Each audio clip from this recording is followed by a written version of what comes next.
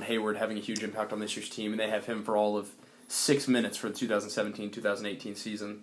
A couple other players with Tatum and Horford have gone through injuries, and here's Kyrie being tasked with being a leader, I guess you could say for the second time in his NBA career, but he was so young on that Cleveland team, and Boston dropped their first 2 games of the year, and he leads them on a 10-game winning streak. He's averaging 22 points a game. He's shooting right at about 45% from the floor, 88% from the free throw line, and touched on the defense he's played earlier with a really young team around him and with a lot of players that haven't spent a lot of time playing together. With the talent that he has, I think he's really shown some leadership that wasn't really known about that he possessed on this team and helping keep them together through the midst of roster turnover, injuries, and obviously it's only 12 games in, but navigating to the top of the East so far. All right, Alec, you're up for question number 2. Okay. Continuing the face-off between Eric and Alec. Which team makes the playoffs this year that did not last? The Denver Nuggets. They, last year, just missed that 8th and final spot in the West, and throughout the year they were struggling in the first half, deciding whether they were going to play Jusuf Nurkic or Nikola Jokic. They tried playing both, then they'd start one, bench the other. Couldn't figure it out. Finally went with Jokic, shipped off Nurkic. Jokic obviously is a monster. What he can do offensively and his ability to pass has been phenomenal. Gary Harris is really starting to figure it out. He's only getting about 10 shots a game right now, and you assume he'll start to get more. But add in a guy like Paul Millsap, who's a very unselfish basketball player. He was huge on those Hawks teams that won 60 games because of just how he can fit in with any team, because he's not a guy. He's definitely capable of scoring 20, 25 points, but he doesn't have to do that. He's not demanding his shots. He'll defend. Yeah. He can switch. He's also a phenomenal passer. The Hawks have probably the best passing front court in the NBA, with the exception of a guy like LeBron James, who I guess has played point guard for the Cavs this year. All 5 positions. I'm going to have to say the Denver Nuggets coming out of the West. Yeah. Eric, what about you? I'm going to stick with the West as well, and I'm going to go with the team that was on the bubble late in the season but didn't make it. I'm going to go with the Pelicans. I firmly believe Boogie and AD are working it out together. I think their coaching of just having one of them on the court no matter what is just genius. They're a matchup nightmare. They're both basically can be centers. I mean, you got Cousins passing the ball super well this year. They're both scoring from deep, which is deadly. And I saw Drew Holiday last night, I think, went for like 34 and 11 or something like that. Yeah, he had an awesome game. So, I mean, I think when Rondo comes back as well, he'll only help them, make them get better. Yeah, no, absolutely. Both good answers. I'm shocked that the Sixers weren't thrown in there at some point, but that makes complete sense. Question number 3. This is a question. This is a very unpopular question right now because they don't care about the regular season and nobody cares about chemistry anymore. But Eric, you're going to be starting this question off. Are the Cavs actually in trouble? No, they're nowhere near trouble simply because they have the best player in the NBA with LeBron James. First couple games, or I guess like the first 8 games, I would say, LeBron was kind of doing what he was used to, not having to do all the scoring himself. But very recently, I feel like he's had to put it on himself to score the basketball at will. He's not putting up those numbers of the assists and rebounds as much as he would have with Kyrie there. But, I mean, he's still producing with those. But, I mean, he is just scoring the ball at will with them. Al, what would you say? The Cavs are in zero trouble. They have the best basketball player that has ever walked on the face of the earth suiting up to play for them. And as long as LeBron James is in the Eastern Conference, whatever team he's playing for is coming out of the East. For this question, I wanted to bring somebody on kind of just on the side. Not very many Cavs fans here in the old Indianapolis, especially Anderson or the Greenwood area where most of our fandom comes from, the Colts, the Pacers. Shout out Victory Field. But not very many Cavs fans and not very many fans that like on a day in and day out watch the Cavs play. So Mike, I'm going to ask you kind of a similar question, but kind of the secondary question is what is going on with your old Cavs?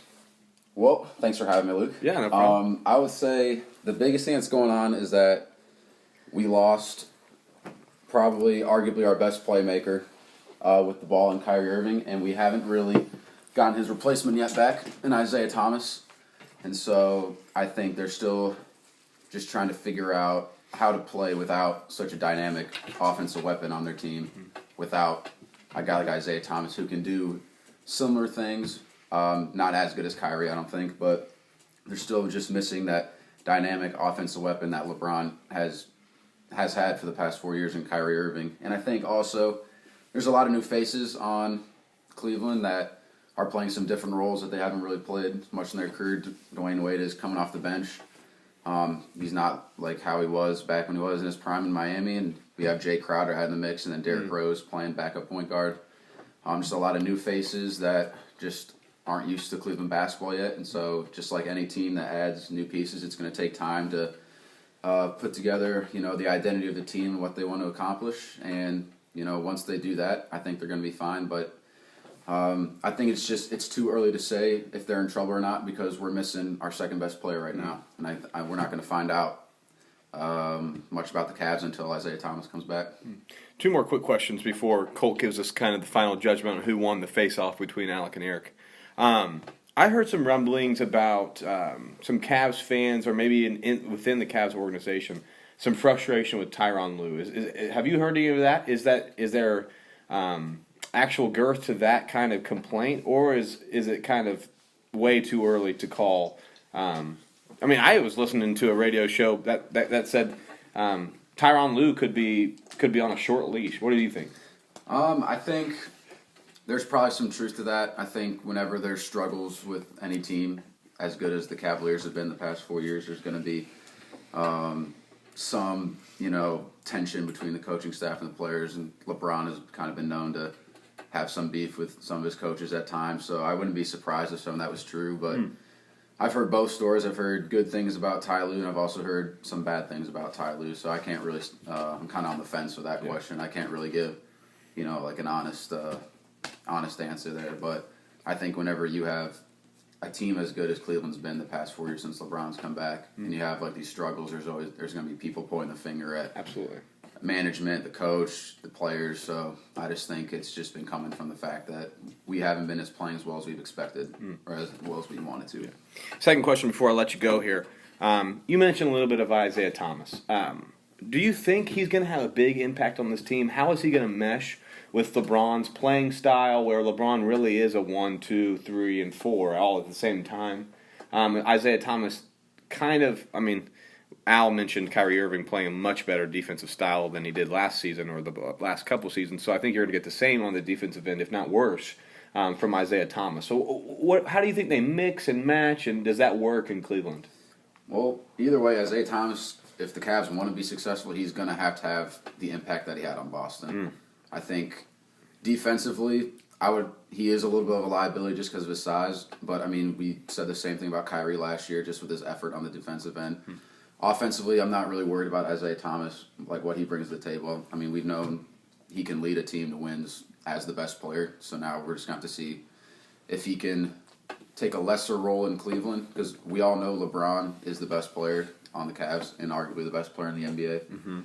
So I guess we're going to have to find out if Isaiah Thomas can take the role of the second best player and still lead a team to wins and ultimately, hopefully, the NBA championship. I think their playing styles will probably mesh. They're both a little ball-dominant players, though. But I think Isaiah Thomas can be used very well off the ball if he can figure out, moving without the ball, cutting, screening, and just, if he knows he doesn't have to have the ball to make an impact, then I think he's going to be a really good player for Cleveland. Yeah, Mike, thanks for that insight. None of us kind of watch the Cavs like you do. He's not one of those guys that he kind of jumped on the bandwagon when LeBron was there the first time or the second time. He's from Cleveland and has been a Cleveland Cavaliers fan since Mo Williams was balling back in the day. So thanks for coming on. Yep, thanks, Luke. Yeah. So Colt, kind of to you here now, the big decision, if you will. Who wins the face-off between Alec and Eric, and why? I think overall Alec wins because I'm not a fan of the Sabonis answer. definitely a good pickup for the Pacers, but Boston won. He won easily with that, with Kyrie being added to the team. Kyrie is, I think, matured a lot more to be a leader, and as Al said, he's learning to play defense. So that's definitely a big step.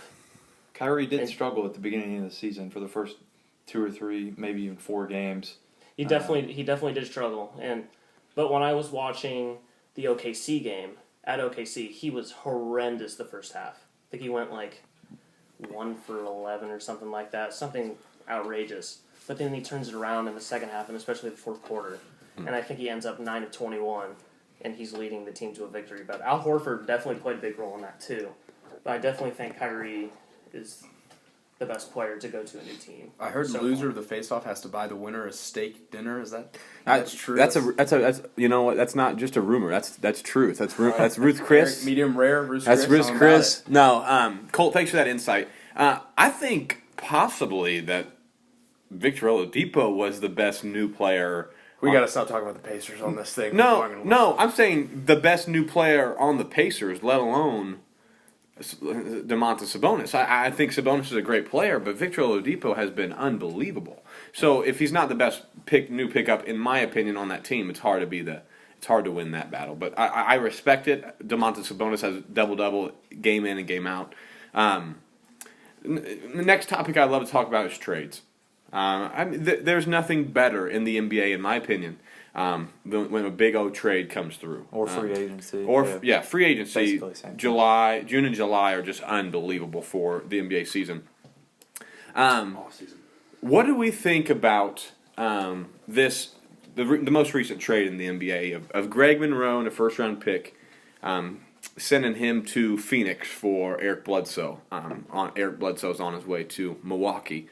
We talked about fit with Mike, with Isaiah and LeBron. Is there a fit issue with Eric Bledsoe and Giannis Antetokounmpo? Tell you what, Eric Bledsoe, he claimed he was at the salon. And that's what he was tweeting about. He's going to have to find a new barber in Milwaukee. You're not going to find a better one than Burks Anderson. Shout out Burks. If you're out there and need a barber, go to Burks.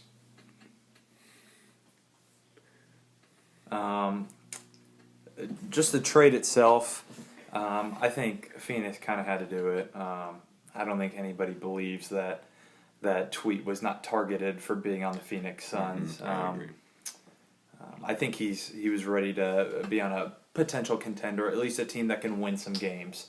Where in Phoenix, you're not going to get that this year, or maybe in the next couple years until Devin Booker can really mature, because he is so young. But I mean, he's got a lot of potential. I personally think that him and Giannis, I think they will work out, honestly. I don't think they're going to clash too much in that sense. The Bucks are right now like 29th in the league in defense, and they're trying to trap with their length, which kind of makes sense on paper, but at the same time, it's not producing results. NBA players, you're probably not going to be able to trap them no matter how long you are. And so they're going to have to figure something out defensively, but when you figure, Eric Bledsoe, a long, strong, athletic point guard, and you just throw him into the mix instead of Dellavedova, that's a beast. And so you throw him out onto the court with all these long and athletic guys like Giannis and Henson and Middleton, and you get back a healthy Jabari. They're going to be much better defensively. Offensively, you want the ball in Giannis' hands as much as possible. There's nobody like him in the NBA. It's such a mismatch. So if Bledsoe is willing to play off the ball more than he did in Phoenix, I think it's a great pickup. Yeah, I think that's the interesting point that I'm kind of trying to wrap my head around is Dellavedova was just a terrible experiment. Like, let's not even act like that was going to fit in. He got way overpaid. He was a free agent at the perfect time, kind of like Harrison Barnes, kind of like Solomon Hill was a free agent at the perfect time. Or Timothy Mozgov. Timothy Mozgov was a free agent at the perfect time. Alan Crabb was a. But this Bledsoe fit in Milwaukee, I think it could work. I really think it could work because the fact that Giannis is now getting a point guard who can shoot, who can drive, who can play defense. Bledsoe is kind of undersized, but other than being undersized, I think Bledsoe is really a good fit for them. He's a starter automatically. I'm not sure right when he'll suit up. But yeah, no, I think that's a great fit for the Milwaukee Bucks. Would you have done it if you were